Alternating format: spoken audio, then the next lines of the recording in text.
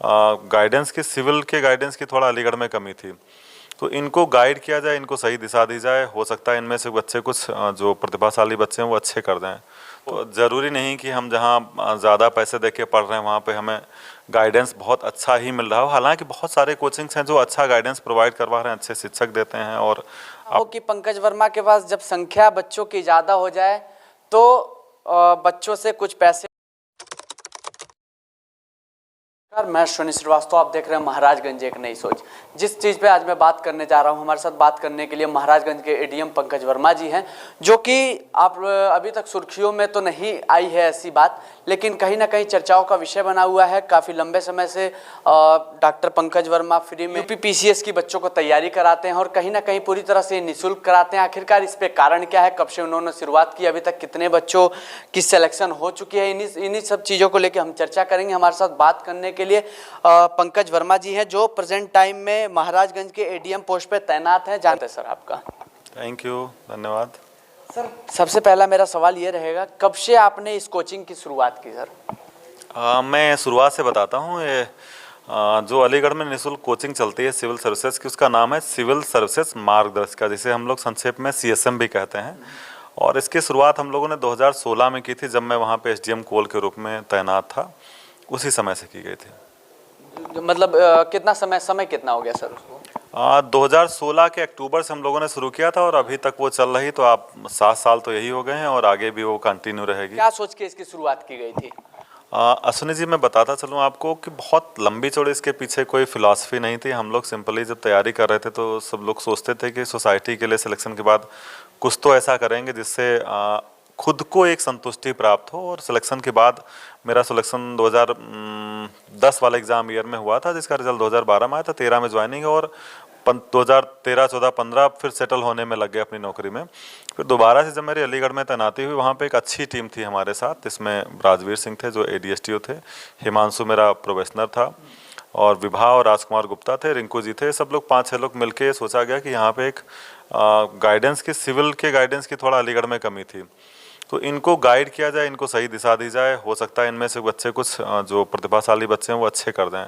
तो फिर इसी सोच के तहत हम लोगों ने तैयारी कराना शुरू किया था। अच्छा सर, सुनने में आया है कि जो आपकी कोचिंग चलती है वो पूरी तरह से निःशुल्क है। इसका कारण क्या है सर? लोग कहते हैं कि शिक्षा निःशुल्क नहीं दी जाती है। देखिए, जिन बच्चों को पढ़ाने के लिए हम लोगों ने सोचा था वो सब बहुत लोअर मिडिल क्लास या लोअर क्लास से बच्चे थे। और जिस सोच के तहत हम लोग आगे बढ़ रहे थे कि सोसाइटी को कुछ रिटर्न बैक करना है, तो उसमें तो निःशुल्क ही करेंगे, पढ़ाएंगे, तभी हम कुछ रिटर्न कर पाएंगे। अगर हम फीस लेना शुरू कर दिए तो फिर उसका कोई औचित्य नहीं रह जाएगा। फीस लेने वाली कोचिंग्स तो बहुत सारी हैं। जो लोग अफोर्ड कर सकते हैं वो अच्छी कोचिंगों में जाते हैं। जो लोग अफोर्ड नहीं कर सकते हैं, बेसिकली उन्हीं के लिए हम लोगों ने CSM की स्थापना और शुरुआत की थी। बेशक से अगर देखा जाए तो सर पूरी तरह से पंकज वर्मा जो हैं पूरी तरह से टीचर नहीं है, एक प्रशासनिक पद पे तैनात हैं, ADM की पोस्ट पे महाराजगंज में हैं, लेकिन फिर भी इस पोस्ट पे होते हुए भी निःशुल्क शिक्षा दे रहे हैं बच्चों को। मैं साफ तौर पर उन लोग को ये कहना ये चाहूँगा जो कोचिंग माफिया हैं, जो ये कहते हैं कि आप इतने रुपए दीजिए, हम यहाँ सिलेक्शन करा देंगे या फिर यहाँ सिलेक्शन करा देंगे। साफ तौर पर कहना ये है कि पैसे देने से कभी सिलेक्शन नहीं होता है, सिलेक्शन उस बच्चे के ऊपर निर्भर। सर मैं सही बोल रहा हूँ? बिल्कुल, आपका कहना सही है कि दो चीज़ें हैं। देखिए, सिलेक्शन के लिए सबसे ज़्यादा महत्वपूर्ण होता है बच्चे का सही दिशा में किया गया सार्थक प्रयत्न।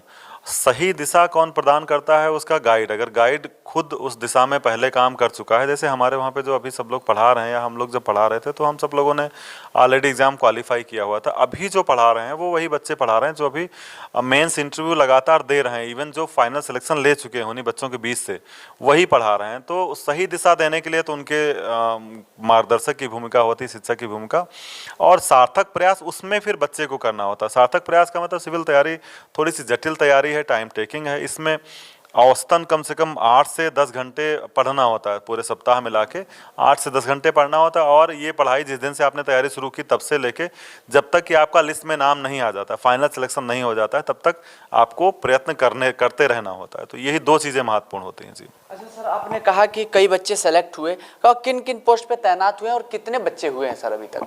देखिए, जब 2016 में हम लोगों ने शुरुआत की थी तो हम लोग भी सशंकित थे कि पता नहीं हम लोग गाइड कर पाएंगे या नहीं कर पाएंगे, पर जब हम लोगों ने रिजल्ट्स उसके बाद से देखने शुरू किए तो तब से लेके अब तक कोई रिजल्ट ऐसा नहीं गया जिसमें 6 से अधिक बच्चे हमारे सिलेक्शन फाइनल लिस्ट में यूपी पीसीएस जो उत्तर प्रदेश का सिविल सेवा का आयोग है उसमें सिलेक्ट ना हुए हों। अभी इस बार भी हमारे 9 बच्चों ने अंतिम रूप से साक्षात्कार दिया जिसका रिजल्ट आज कल में कभी भी आ सकता है।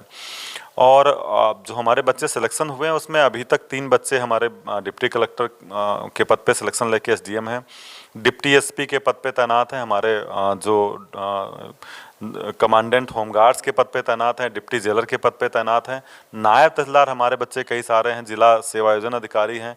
इस तरह से सब 56 बच्चे हैं। और इसके अलावा सिविल सेवा के अलावा जब हम लोग तैयारी कराते हैं साथ में हम लोग छोटे एग्ज़ाम्स को भी कई बार देने के लिए प्रमोट करते हैं अगर अच्छा पद आता है। 300 से ज़्यादा बच्चे हमारे छोटी नौकरियों में भी, जिनमें हमारे बेसिक शिक्षा के शिक्षक हैं काफ़ी सारे बच्चे, यूपी पुलिस और एसआई के में कई सारे बच्चे भर्ती हो चुके हैं, बैंक्स में हैं, रेलवे में भी हमारे हैं, इलेक्ट्रिसिटी डिपार्टमेंट में भी हमारे बच्चे हैं और लेखपाल अभी हाल में ही रिजल्ट आया है, इसमें भी काफ़ी बड़ी संख्या में। कुल मिला के हम ये ले के चलते हैं कि सिविल सेवा से लेके किसी न किसी सरकारी नौकरी तक हम उन बच्चों को पहुँचाने के लिए प्रतिबद्ध हैं।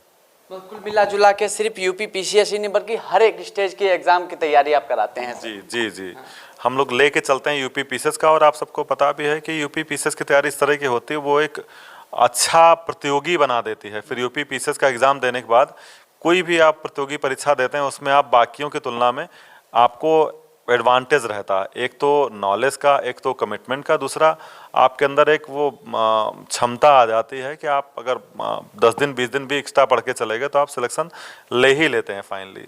थोड़ा सा एक मेरा क्वेश्चन थोड़ा सा बड़ा है सर, लेकिन थोड़ा सा आप कोशिश कीजिएगा। मेरा क्वेश्चन ये है कि बहुत ऐसे कोचिंग सेंटर चल रहे हैं कि कई हज़ार रुपए का सब्सक्रिप्शन देते हैं, कई हज़ार रुपए का बच्चों को ऑफलाइन क्लास देते हैं, लेकिन फिर भी सिलेक्शन नहीं हो पाता सर। और क्या कारण है कि उनको इतना पैसे लेके जो गरीब तबके के बच्चे वो पढ़ नहीं पाते हैं सर? आपका कहना सही है। देखिए उसके पीछे कई सारे कारण हो सकते हैं। एक तो ज़रूरी नहीं कि हम जहाँ ज़्यादा पैसे दे के पढ़ रहे हैं वहाँ पे हमें गाइडेंस बहुत अच्छा ही मिल रहा हो। हालांकि बहुत सारे कोचिंग्स हैं जो अच्छा गाइडेंस प्रोवाइड करवा रहे हैं, अच्छे शिक्षक देते हैं और अपडेट रखते हैं, लेकिन कई सारे कोचिंग कई बार अच्छा गाइडेंस नहीं दे पाते हैं जिसकी वजह से सिलेक्शन में समस्या आती है।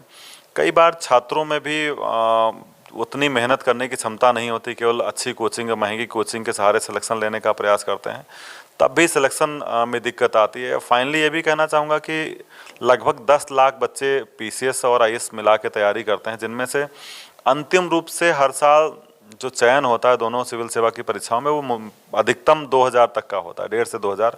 तो बाकी सारे बच्चे सेलेक्ट नहीं हो पाते हैं, वो कई बार गाइडेंस के अभाव में, कई बार भाग्य की कमी की वजह से, लेकिन सिलेक्शन अंतिम रूप से उसी का हो पाता जिसके साथ सारी चीज़ें एक साथ सकारात्मक हों। जैसा कि हम बात कर रहे हैं तो सर कहा जाए तो दिल्ली के मुखर्जी नगर में अगर कहते हैं कि अगर एक ईंटा फेंका जाए तो पीसीएस की तैयारी करने वाले बच्चे के सिर पे गिरेगा, लेकिन फिर भी सर वहाँ पे इतने बच्चे होते हुए भी सिलेक्शन नहीं हो पाता, कारण कुछ ऐसा? कारण तो जवाब तो काफ़ी सारा आप ही ने दे दिया कि वहाँ इतने ज़्यादा बच्चे हैं।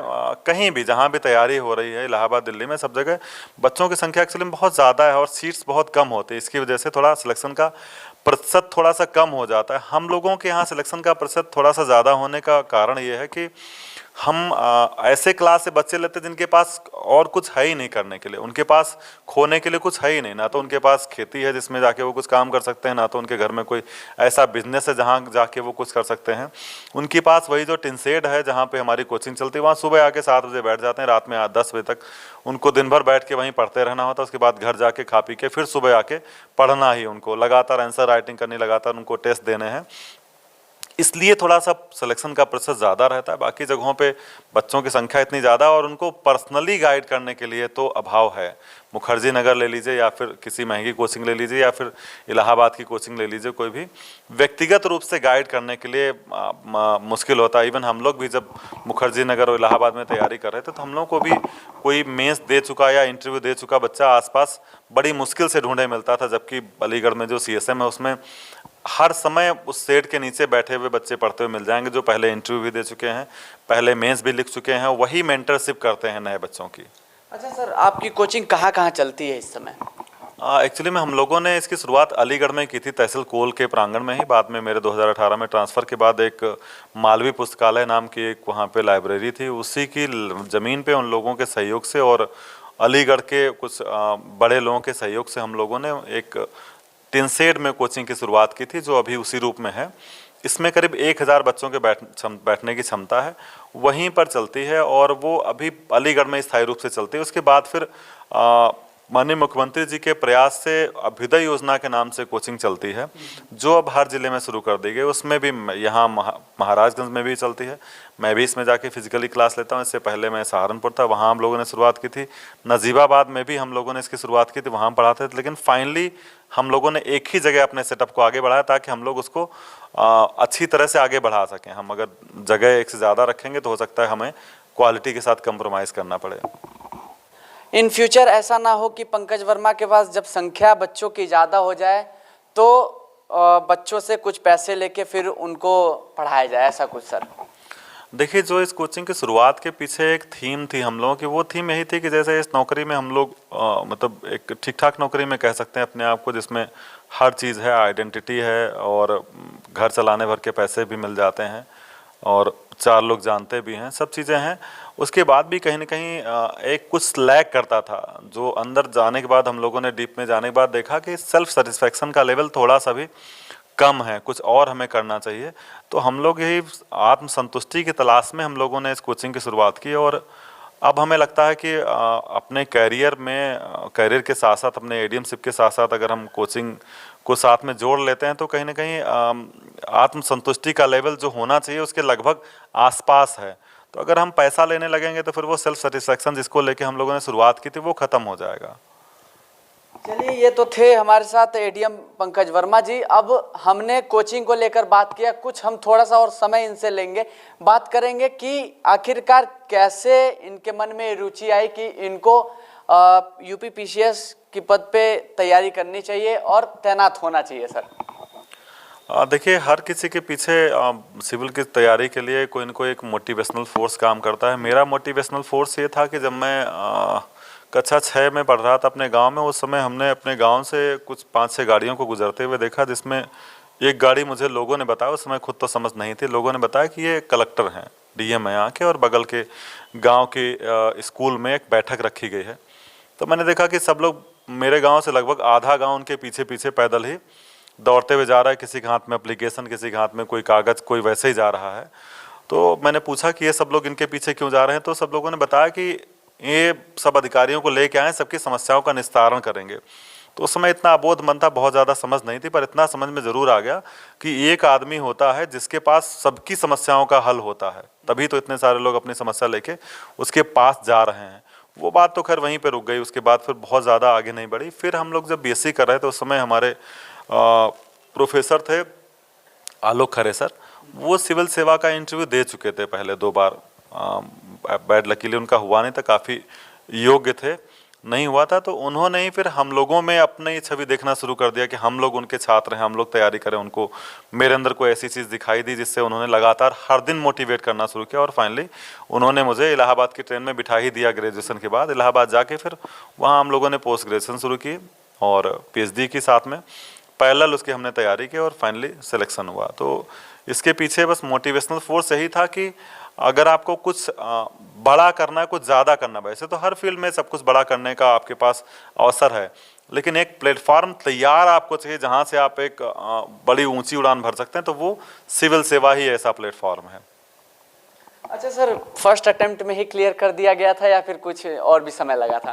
देखिए, मैं 2007 में हमने तैयारी शुरू की थी, उस समय मैं 4 अटेम्प्ट तक लगातार मैंने केवल आईएएस दिया, उसमें से मैंने इंटरव्यू दिया आईएएस का, पर अंतिम रूप से सेलेक्ट 4 अटेम्प्ट में नहीं हो पाया। तब फिर ये दिमाग में आया कि स्टेट का भी एग्ज़ाम देना चाहिए। स्टेट का एग्ज़ाम दिया हमने 2009 वाला। 2009 वाले में मैं कॉमर्शियल टैक्स ऑफिसर हुआ, फिर 10 वाला दिया, उसमें फिर 4th रैंक थी, मैं डिप्टी कलेक्टर यानी एसडीएम के रूप में चयनित हुआ अंतिम रूप से।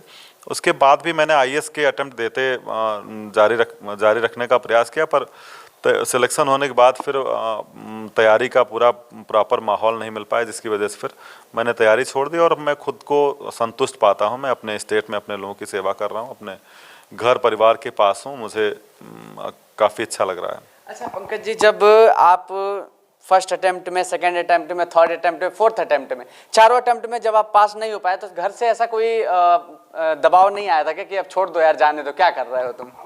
देखिए, मैं एक चीज़ आपको बताना भूल गया। मैं बहुत ज़्यादा भाग्यशाली हूँ कि मुझे ऐसा परिवार मिला। मुझे, मेरे घर में 2 मुझसे बड़े भाई हैं और मेरी मदर थी जब मैंने तैयारी शुरू की थी। तो मैं इस मामले में बहुत ज़्यादा भाग्यशाली हूँ कि मुझे ऐसा परिवार मिला जिसने कभी मेरे ऊपर कोई दबाव नहीं बनाया, क्योंकि मैं ईश्वर की कृपा से मैंने जो भी एग्ज़ाम जब भी दिया जिस स्टेज में, तो जो घर वालों की अपेक्षा थी उससे ज़्यादा बेहतर किया। जब मैं आईएएस की तैयारी शुरू की थी हमने, तो पहले अटेम्प्ट में ही प्रीलिम्स क्वालिफाई किया। जो मुझे भी नहीं उम्मीद थी कि मैं आईएएस का प्रीलिम्स पहली बार निकाल लूँगा, या घर वालों को भी ऐसा बिल्कुल नहीं लग रहा था। तो उन्होंने किसी तरह कोई दबाव नहीं बनाया, पर ये उनको भी उम्मीद थी और मुझे भी ऐसा लगता था कि भले मैं बहुत फर्स्ट रैंक न लाऊं, लेकिन ये ज़रूर था कि कहीं ना कहीं सिविल सेवा में ऊपर से नीचे तक अटक जाऊंगा। इसी भरोसे के सहारे हम लोग हर बार फेल हो रहे थे, फिर दे रहे थे, फिर फेल हो रहे थे, फिर दे रहे थे, अंतिम रूप से आखिरी सीढ़ी तक हम लोग पहुंच ही गए। अब हम अपनी बात को ख़त्म करेंगे, तो जो बच्चे हमारे वीडियो देखेंगे, जो तैयारी कर रहे हैं, उनको क्या कहेंगे सर? उनको यही कहेंगे कि आप सबसे पहले तो अपना एक विज़न क्लियर कर लीजिए। कई बार क्या रहता है कि हम सिविल की तैयारी कर रहे हैं पर हमारा दिमाग कहीं और रहता है, हमको 4 ऑप्शन और दिमाग में दिखाई देते रहते हैं। तो सबसे पहले एकदम विज़न क्लियर कर लीजिए कि ये ही और इसके अलावा कुछ नहीं, केवल और केवल सिविल, उसके अलावा कुछ नहीं। सबसे पहला डिटर्मिनेशन आपको इसके प्रति होना चाहिए। दूसरा मैं कहूँगा, जब आप इतने बड़े लक्ष्य की प्राप्ति के लिए प्रयास कर रहे हैं तो एक अच्छा गाइड होना बहुत ज़रूरी है। मैं नहीं कहता कि कोई कोचिंग होनी चाहिए या कोई ऑनलाइन कोचिंग होनी चाहिए या कोई और चीज़ होनी चाहिए, कोई भी माध्यम हो सकता है। आपके बड़े भाई हो सकते हैं, आपके परिवार का कोई व्यक्ति हो सकता है, आपके ज़िले का कोई अधिकारी हो सकता है, लेकिन गाइड एक होना चाहिए, कोई न कोई पथ प्रदर्शक आपके पास होना चाहिए। तीसरा मैं फिर कहूँगा कि कड़ी मेहनत का कोई सब्स्टिट्यूट नहीं है। आपको पढ़ना तो पड़ेगा। कुछ लोग अपने इंटरव्यूज़ में आपने देखा होगा कहते हैं कि 4 घंटे 5 घंटे से काम चल जाता है। अगर 4-5 घंटे पढ़ के आईएएस या पीसीएस कोई बनता होता तो सब लोग आईएएस पीसीएस ही होते। पढ़ना तो पड़ता है, आपको 8-10 घंटे डेली तो निकालना ही पड़ेगा अपनी स्टडी को आगे बढ़ाने के लिए। तो ये 3 चीज़ें हैं, मैं सभी बच्चों के लिए कहूँगा, और इन 3 चीज़ों को अगर सही से कर लेगा कोई, तो उसे सिलेक्शन से कोई रोक भी नहीं सकता। ऊंचाई तक पहुंचने के लिए कोई अगर कहा जाए तो कोई शॉर्ट टर्म नहीं है, लॉन्ग ही टर्म होता है। तो आपको कैसा लगा ये वीडियो, कमेंट बॉक्स में जरूर बताइए। कैमरा पर्सन के साथ मैं अश्विनी श्रीवास्तव, महाराजगंज एक नई सोच।